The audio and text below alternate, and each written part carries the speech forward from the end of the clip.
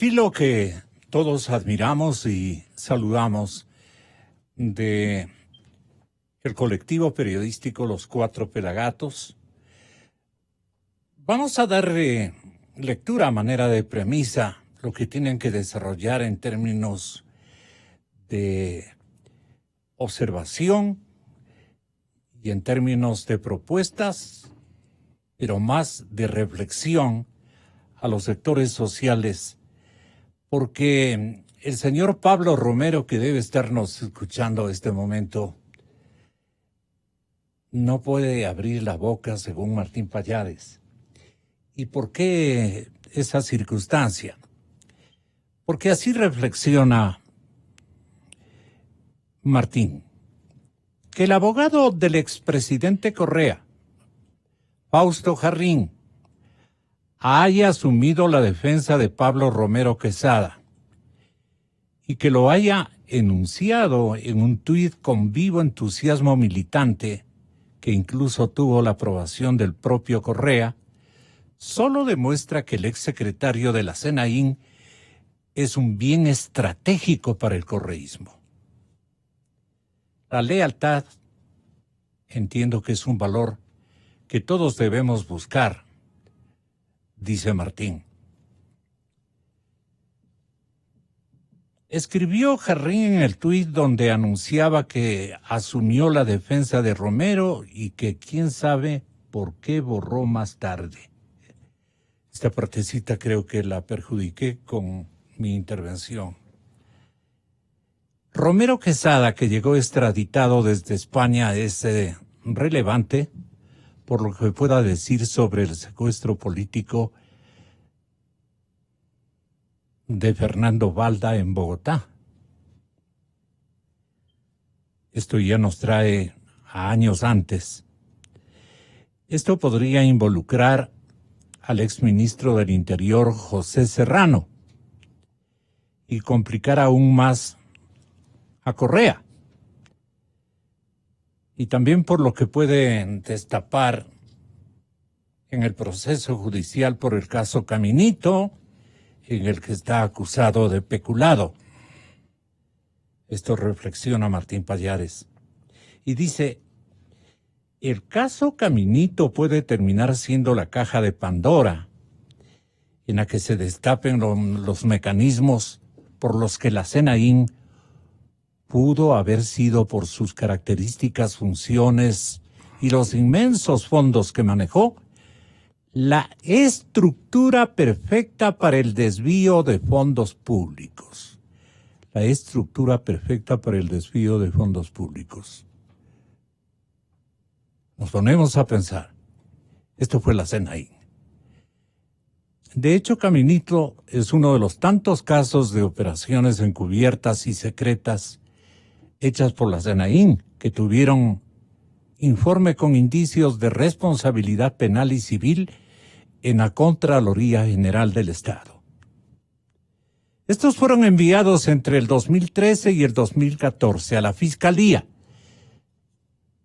No fueron judicializados. No fueron judicializados.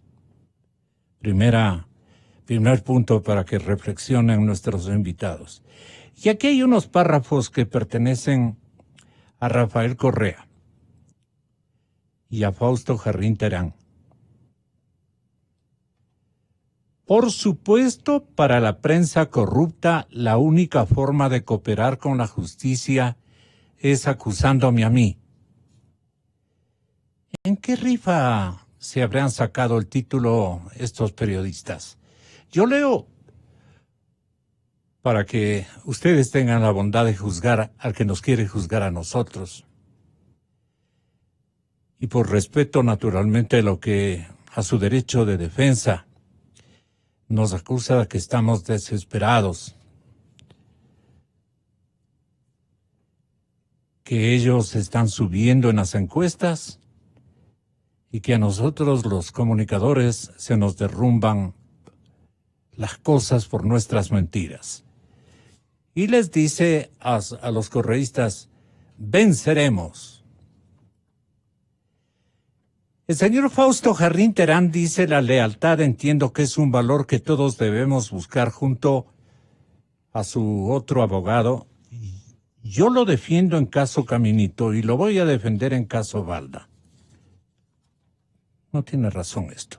Pero bueno, la razón por la cual Caminito es el único caso que ha sido llevado a la justicia de la docena que tuvieron informe con indicios de responsabilidad penal es un ministerio con el que se fue el entonces fiscal Galo Chiriboga.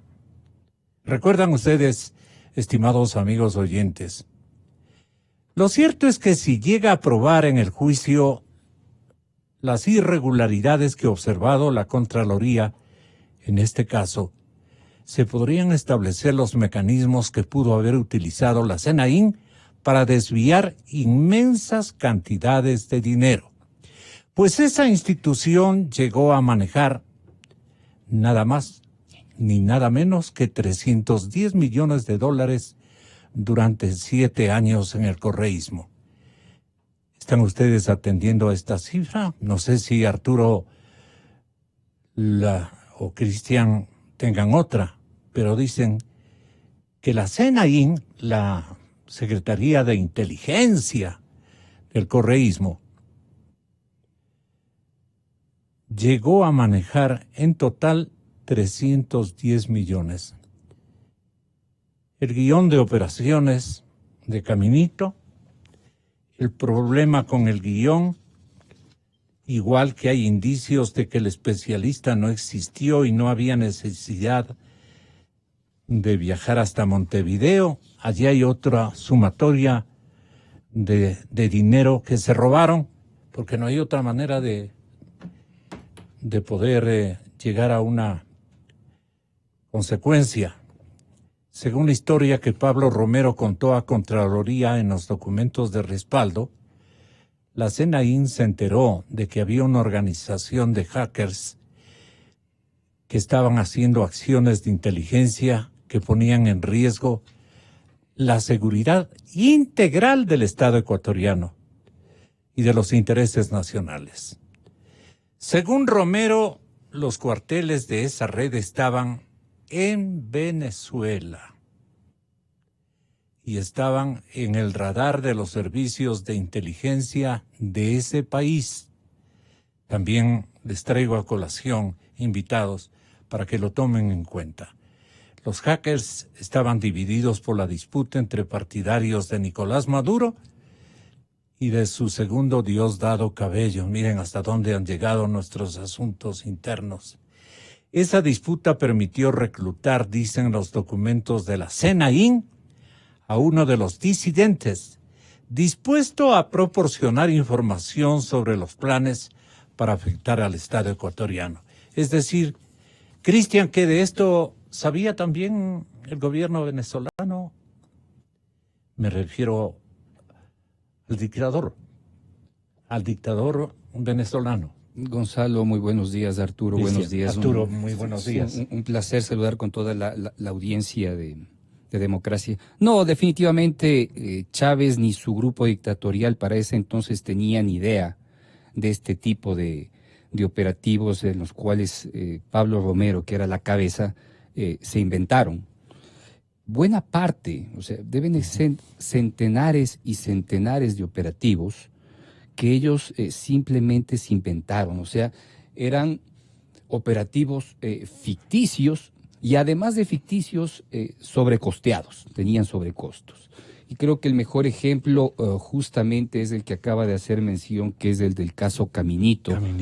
Ahí aproximadamente el monto entregado a un supuesto a una supuesta fuente informativa que iba a entregar información de primera mano sobre procesos de desestabilización en contra de la región que empezarían en Venezuela, era un supuesto ciudadano español de nombre Edward Soler, parecido a lo de Edward Snowden, pero era Edward Soler, y que tenían que entregarle aproximadamente $100,000 en la ciudad de Montevideo a cambio de la entrega de un pendrive. Edward Soler, la Contraloría, después de revisar la información que la propia SENAI entregó, pudo dar fe de que simplemente ninguno de los recibos que apalancaban los supuestos gastos eran reales, y que tampoco podía determinar la existencia del señor Edward Soler, porque incluso hizo una solicitud a la Embajada de España y al Ministerio de Relaciones, de Relaciones Exteriores de España, señalando si es que el pasaporte del señor Edward Soler existía, y dijeron que ese pasaporte no existía, por tanto Edward Soler no existía. Lo que se debe entender es que Edward Soler era Pablo Romero, era él mismo, se inventaba los operativos, él mismo disponía la cantidad que debían adjudicarse y él mismo se adjudicaba a sí mismo esos recursos. Y es por eso que efectivamente se han establecido montos tan altos, pero extremadamente altos, de operativos que nunca existieron. Y existen una gran cantidad de ellos que son extremadamente vergonzosos. Yo puedo darle lectura a algunos que efectivamente se han identificado que no existe un recibo que pueda apalancar esos gastos. Por ejemplo, $936,000 en un supuesto operativo llamado Goliat, en el cual se emitieron 2 comprobantes por $936,000, ¿sí?, que no pudieron ser justificados. ¿Y cuál era el supuesto operativo? No sé, el concepto era, sí, Goliat, ¿sí?, contrarrestar las tareas de inteligencia de Chevron, ¿sí? Eso es gravísimo, porque el momento en que todo esto destape, ¿sí?, nos vamos a enfrentar a unos problemas legales internacionales con corporaciones enormes, ¿sí?, a más de los que ya tenemos. Que, como dicen en mal lenguaje, pero criollo al fin, que nos saquen la madre prácticamente esos juicios que podrían producir esos estímulos para que incluso nos ejerciten temas de embargos y todo lo demás. Esa es la razón por la cual Pablo Romero no debería hablar. O sea, puede abrir la boca y seguramente lo debe hacer, pero en este momento debe enfrentar enormes presiones y le deben estar vendiendo el sueño americano seguramente por parte del correísmo. Arturo, ¿cuál es la intención que usted descubre tiene el compañero Martín Pallares al decirnos, a ver, ustedes pónganse a pensar, les doy los siguientes datos? ¿Por qué Pablo Romero no puede abrir la boca? ¿Qué es lo que quiere de alguna manera transmitirnos el compañero Martín? Gracias, Gonzalo. Arturo, bienvenido. Un honor estar y felicitaciones con ustedes. por todo el Cristian, trabajo saludos. que viene cumpliendo. Gracias, muy amable. Muy amable igual, usted por estar aquí. Felicitaciones a Cristian, a Fernando por el extraordinario trabajo que han hecho de mover uno de los casos. Yo la otra mañana ya los saludé y los felicité inmensamente. Más importantes que devela una corrupción institucionalizada. Sí, Gonzalo, bueno, yo no quiero elucubrar, pero evidentemente en este caso Romero se vuelve una pieza central dentro de un rompecabezas que todavía está por armarse, ¿no es cierto?, en la cual ciertas piezas han sido ya identificadas, relacionadas, pero hay otras que están sueltas. Y creo que Romero cohesiona todo el rompecabezas, porque la SENAI era el nervio de todo este trabajo. Se volvió la SENAI la caja abierta, ¿no es cierto? Eso sí, yo coincido con el análisis de Martín en el sentido de que por ahí se desviaron millones o decenas de millones de dólares de fondos públicos con el escudo y con la protección de que eran reservados, con un atenuante. Pero son mayores los de Goliat que nos trae a recuerdo de lo que Cristian se conoce. O sea, porque no olvidemos, Gonzalo, que por un lado está el dinero para operaciones de contrainteligencia, para comprar fuentes, para hacer operaciones, pero por el otro está el rubro para comprar equipos, por ejemplo, para contratar diferentes cosas, diferentes dispositivos. ¿Qué tipo de tecnologías cree usted Por ejemplo, Hacking Team. En esta época, 2014, más o menos 2013, 2014, época de Romero, se contrata Hacking Team, que es este sistema para espiar ¿no es cierto?, a los ciudadanos que se hacía para intervenir teléfonos. No nos ¿Quién olvidemos de manejaba ese caso. estos instrumentos? Hacking Team fue comprado a un proveedor italiano y paradójicamente fue denunciado por Wikileaks. En el momento en que básicamente Assange estaba asilado en la embajada, él saca la denuncia. ¿Por qué saca la denuncia Assange? Porque en el 2014 llega a la embajada Juan Falconi y le empieza a poner presiones para ponerle en orden después de los desbordes que había dentro de la embajada y todos sus huéspedes y la gente de su equipo. Entonces llega Falconi, quiere poner la casa en orden y Assange suelta misteriosamente lo de Hacking Team a través de Wikileaks. ¿Para qué? Esta es mi lectura. Para presionarle al gobierno y decirle que paren de tratar de controlar y ponerle límites en la embajada del Ecuador en Londres. Es decir, vuelvo a la idea de que todo nos conecta, ¿no es cierto? O sea, Romero hace estas conexiones con diferentes funcionarios importantes del anterior gobierno y a la vez nos muestra la magnitud de todo lo que ocurría en la SENAIN, que como digo, escudados en el tema de los gastos secretos, porque solamente el Contralor, el entonces Contralor, hablemos de Carlos Polit, era el que revisaba. Y sí es cierto también que luego se conocieron varios informes que está ahora mostrando Cristian, ¿no es cierto?, con indicios de responsabilidad penal que se detectaron, pero en la Fiscalía se sepultaban o básicamente se iniciaban las investigaciones y después no prosperaban.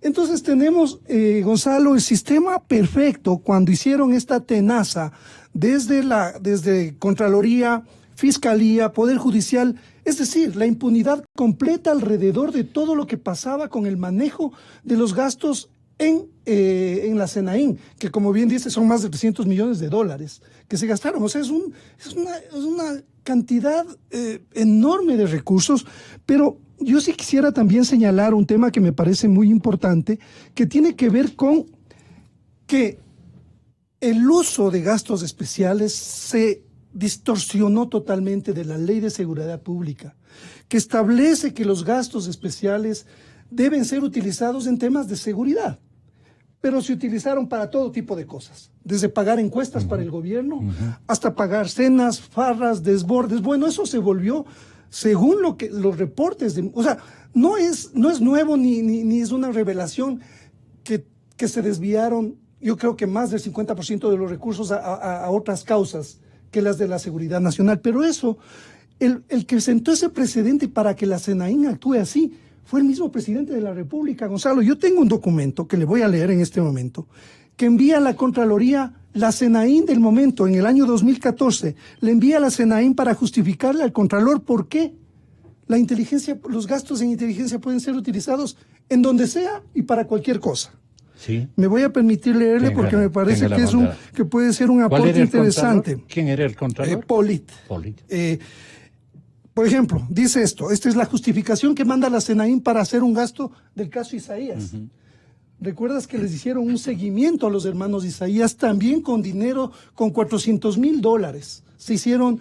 Se hizo una operación para ubicar a los hermanos Isaías y empujar el proceso de extradición y también ubicar los bienes para supuestamente recuperar los bienes. Esto costó $400,000 de fondos especiales de seguridad. O sea, yo no entiendo cómo es que se emplearon para ese tipo de cosas cuando es un gasto jurídico que tiene que ver con la Procuraduría del Estado, por ejemplo.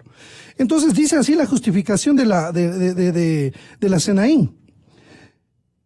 Bajo este ordenamiento jurídico y sobre la comprensión lógica de que la inteligencia es transversal a todas las áreas y actividades que tienen relación e involucran la seguridad del ser humano y el colectivo de la nación, el campo de inteligencia no tiene fronteras al tratarse y estar de por medio de la seguridad pública y del Estado. Ojo, no tiene fronteras. Esto es bien importante para entender Caminito.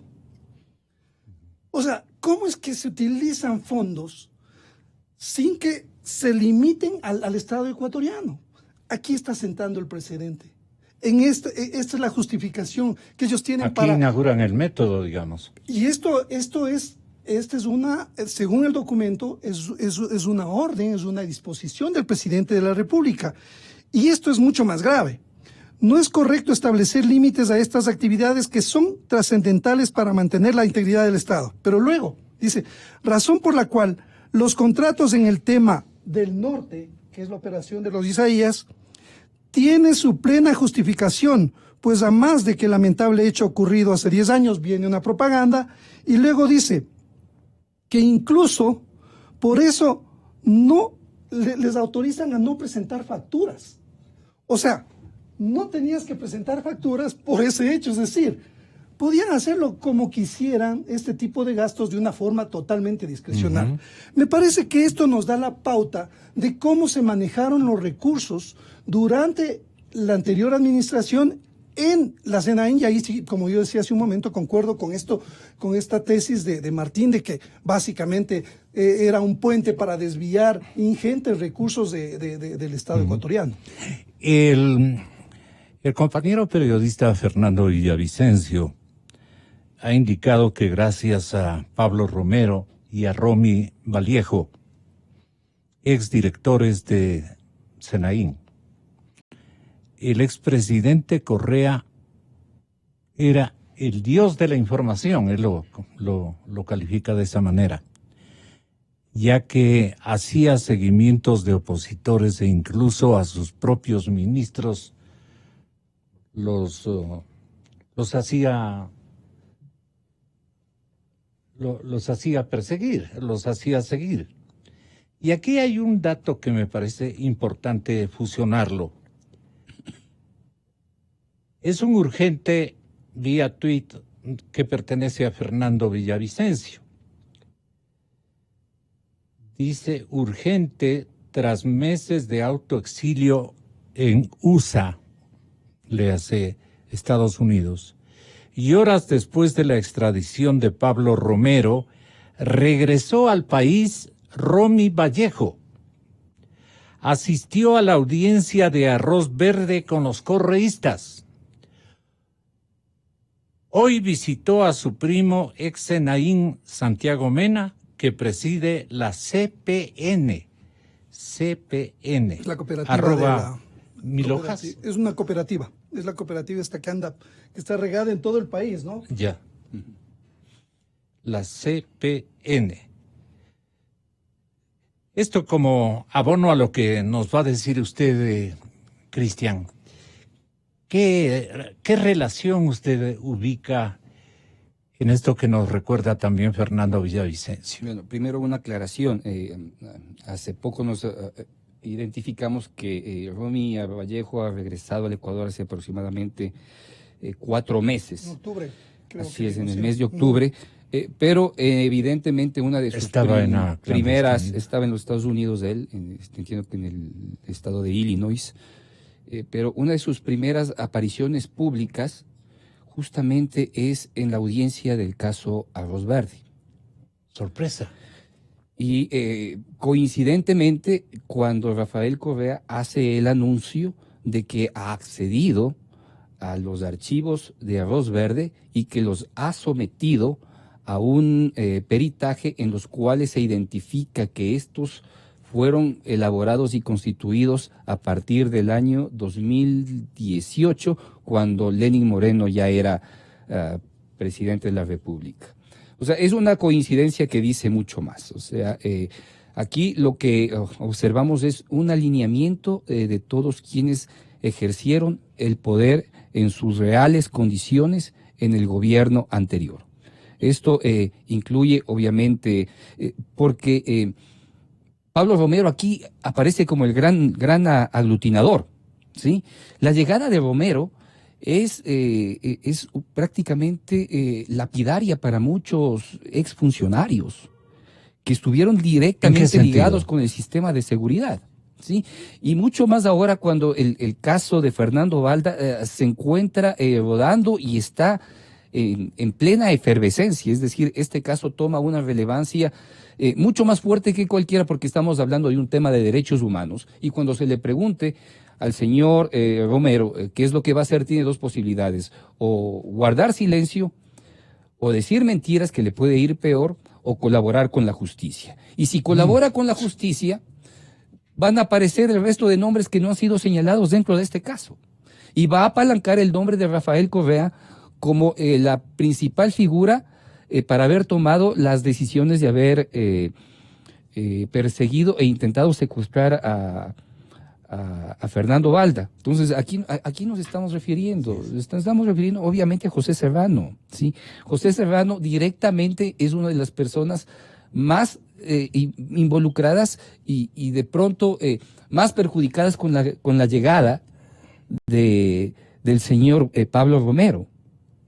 Y con ellos, obviamente, todo este grupo Senaín que dirigió, ¿sí? Y buena parte de miembros y oficiales de la policía que fueron parte de este selecto grupo que manejó la información de todos los ecuatorianos y de todos los funcionarios para que Rafael Correa y su grupo puedan hacer lo que quieran con ellos.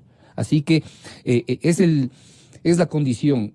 Digamos que Pablo Romero es elemento aglutinador de todo este sistema de persecución, ¿sí? Y de generación de un poder a través de la información en el cual el uso exagerado de recursos simplemente es la prueba de los abusos cometidos. Y perdón, lo que llama la atención también Arturo ahora Torres.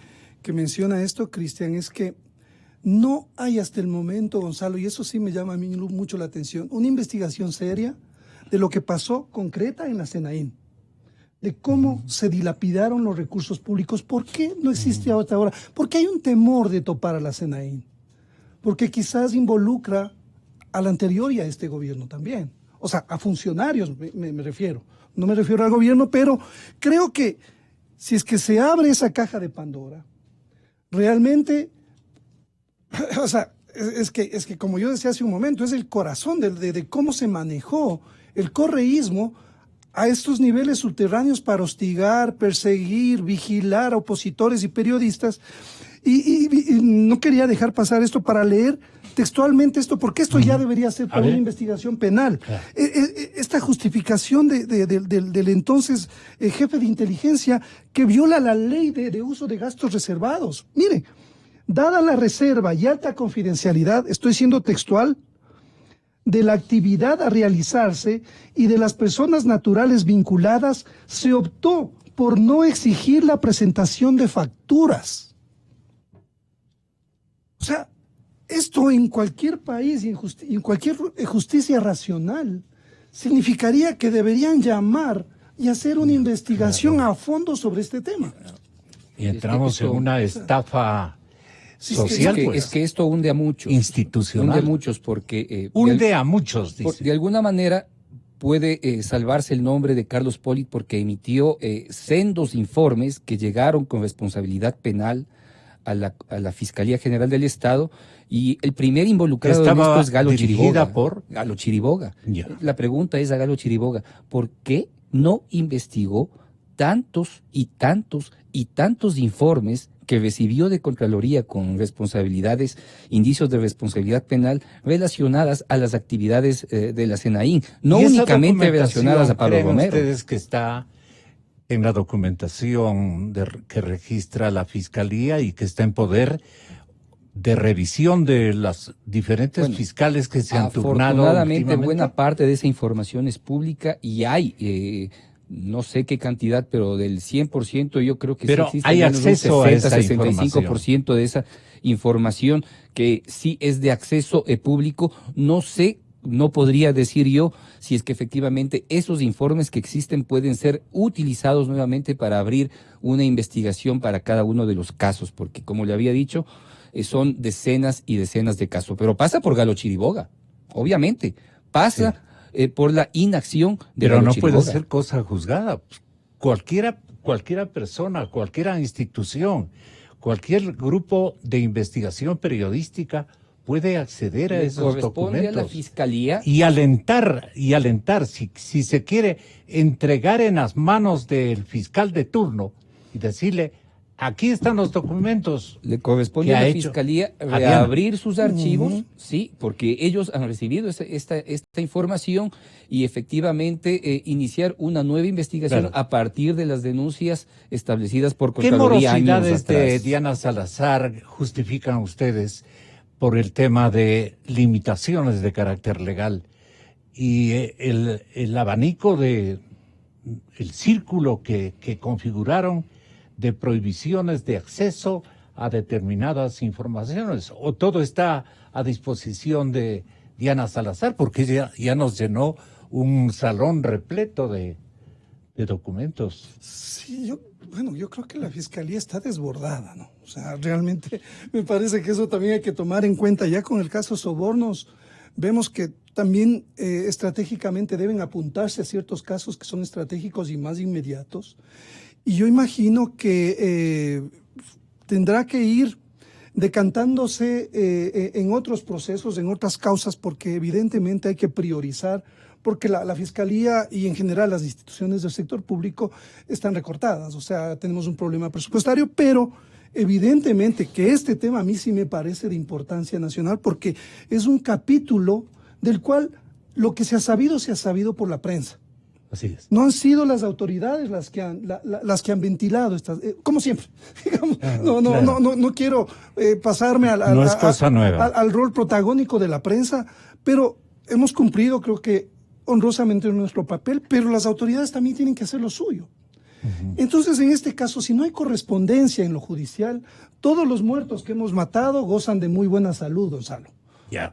Si Pablo Romero es un personaje que sabe mucho y que podría convertirse en un potencial delator de información que hasta ahora ha sido manejada en forma secreta, como escribe Martín Pallares, Correa consiguió que en España se bloquee su extradición, gracias a sus conexiones con este gobernante, pues, que pasó a ser el que recibió una propinaza a favor de su causa de parte de Correa y que le fue a reclamar. Billetazo fue, pues claro. ¿Cómo ese acuerdo dejó de funcionar? Porque la extradición de Romero terminó siendo inevitable y el exsecretario de la CNI fue enviado al Ecuador. Ahora el propio abogado de Correa se ofrece para defenderlo. Dice que Romero mantenga la boca cerrada es cosa de vida o muerte, porque Pablo Romero es un personaje que sabe mucho.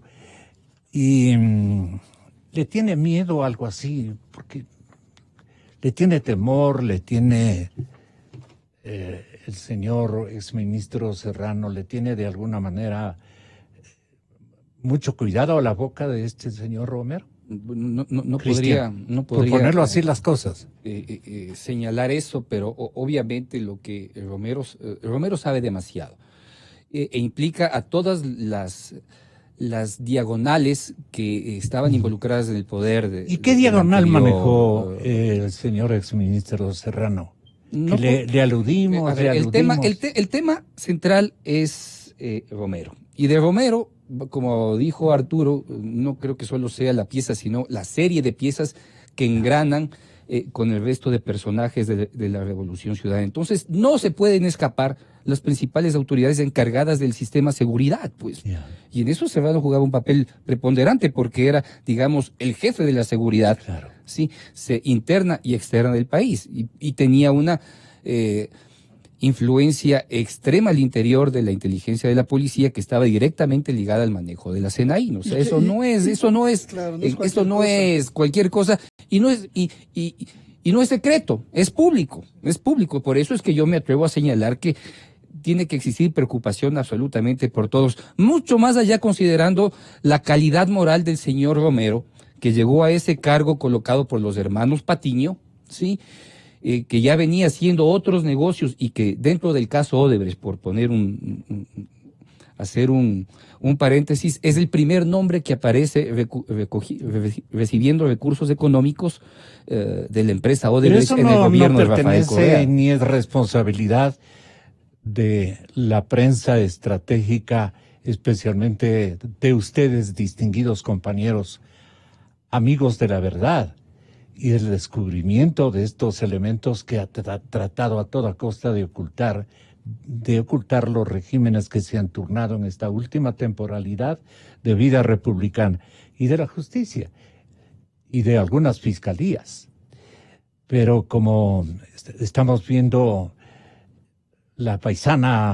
mi paisana, la fiscal general de la República, no tiene pues este momento tantas opciones de introducirse en una serie de documentos que seguramente ella incluso los ha leído. Pero implementar eso para construir algo adicional a lo que ya ha hecho Diana Salazar, me parece que también que es una exigencia muy sobrehumana de parte del Ecuador. ¿A quién correspondería aclarar todos estos temas? Porque ya se va este gobierno en cuestión de meses y esto va a quedar en cuerda floja. Claro, creo que la pelota debería pasar a la cancha de la Fiscalía y de la Contraloría, que yo entiendo que ellos también estaban realizando desde hace un par de años un informe a los gastos especiales pero no sé qué pasó con esta investigación. Creo que hay que esperar los resultados. Imagino que es un proceso arduo. Ajá. Y yo solamente también quería puntualizar un tema que acaba de mencionar Cristian, de la relación del exministro Serrano con el tema de la SENAIN. Eran muy cercanos, Romy Vallejo y José Serrano. Por todas las coordinaciones y por todo lo que pasó. Las operaciones se realizaban en coordinación y no olvidemos, como dato de contexto, que la policía pasó a comandar la SENAIN. Los militares fueron relegados, no nos olvidemos después del 30S lo que ocurrió, y por eso es que en el 2014 entra Romy Vallejo, un coronel que básicamente su mayor talento era haber sido totalmente leal al expresidente Rafael Correa desde que fue candidato, cuando fue su edecán, ¿no es cierto? Entonces, la lealtad, ¿no es cierto?, de estos personajes era su principal virtud.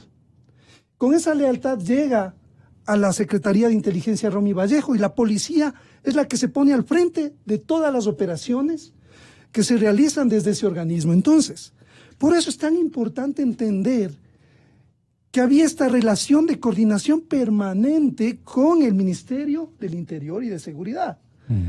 Y evidentemente quien ejerció un liderazgo total en ese ministerio era el hoy asambleísta José Serrano, que me imagino que por lo pronto, por lo menos la asamblea debería hacer algo pues en ese sentido, tratar de esclarecer en una primera instancia el papel que jugaron todos los jefes de inteligencia, aprovechando que está aquí el jefe de inteligencia Romy Vallejo desde octubre pasado. Así es. Alguien debería convocarle a que también explique bien. Yo sé que él tiene una reserva por el tema, la reserva del manejo de los gastos reservados, pero hay que rendir cuentas. O sea, me parece que es un tema indispensable del que los ecuatorianos necesitamos más pistas de cómo funcionó todo este sistema desde la SENAIN.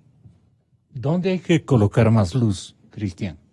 Es difícil en este momento, tal vez en centrarnos en la figura de Pablo Romero y que él ya dentro del juicio que tendrá que establecerse una fecha para sus audiencias, él pueda contarle al país qué es lo que sabe y cuáles fueron sus acuerdos y cómo manejaron esa unidad con respecto a lo que se está investigando, que es el caso Balda. Yo estoy totalmente de acuerdo con Arturo en que pedir una mayor investigación sobre todo lo actuado a la Fiscalía en verdad es demasiado, porque ya solo su presencia le pone a bailar con la más fea a la Fiscalía y no creo que tenga una capacidad de operación para investigar tantos casos. Es por eso que era tan importante que en el país se establezca una comisión de investigación anticorrupción internacional que pueda apalancar o investigar a largo plazo todos estos casos y luego ser presentados ante la Fiscalía para que ella continúe con esta investigación y se judicialice. Pero eso nunca pasó, eso nunca pudo, es una de las grandes deudas de este gobierno que se llama de alguna manera de transición, pero más allá de lo que vemos en el caso Balda, pues en este país puede pasar de la noche a la mañana cualquier cosa. Gracias. Yo quería solamente apuntar algo sobre Romero y por qué, o sea, toda esta maquinaria que se juntó para evitar la extradición. nos pone frente a la magnitud de lo que estamos enfrentando, Gonzalo. Rafael Correa tiene aliados muy importantes. En Venezuela, Estado criminalizado, Maduro, su aliado. En España, Podemos, que antes, perdón lo coloquial, mamaron de la teta de la Revolución Ciudadana. Eso le digo. Así es. Toda la gente que hoy, la mayoría de la gente que está en Podemos, antes estuvo en el CEPS, fueron asesores, consultores, ganaron muchísima plata y aprendieron a hacer política, o mejor dicho, aprendieron el arte del encantamiento de serpientes, aquí. Y ahora llevaron esa misma práctica a España, donde el problema es que ese engaño con esa misma estrategia de seducción, ¿no siento?, de cautivar a la gente a partir de los problemas reales que enfrentan, ahora se está aplicando esa misma fórmula en España y les dio resultados. Ahora Iglesias es el vicepresidente, pues, o sea, esta es una fórmula muy exitosa, la de vender la Coca-Cola que hacía Alvarado con Rafael Correa, bien, ¿no es cierto? Vender la Coca-Cola en el desierto, así es, pero la maquinaria que hay detrás de todo esto es una maquinaria impresionante, que tiene alianzas en España, que tiene alianzas con actores de Venezuela, como decía hace un momento, y también con países y potencias más poderosas, Gonzalo. Entonces, creo que hay que estar conscientes de que no es cualquier tema el de Romero, por eso es que se conjugan todos estos actores para impedir a como dé lugar, porque él, si se acoge a esta cooperación eficaz, evidentemente va a contar cosas que van a topar a muchísimos actores, y ojalá lo haga, teniendo en cuenta la experiencia que ya hubo con Jorge Glass, que le prometieron el oro y el moro, que no hable, y hasta ahora él se mantiene ahí como totalmente fríos frente al tema, pero me imagino que esto le hará pensar mucho a Romero sobre qué es lo que le espera en el futuro. Unos minutitos y Andrés Michelena, ministro de Telecomunicaciones, nos dirá un mensaje no precisamente relativo a esta temática, sino a la otra, ¿no? Que conjugue el esfuerzo del gobierno por darle elementos significativos de apoyo a la conducta comunitaria respecto del famoso coronavirus, que como que interrumpe algunos programas incluso de radio. Así resulta, ¿no? Estamos complicados. Señoras y señores, el señor ministro Andrés Michelena en contados instantes. Calidad.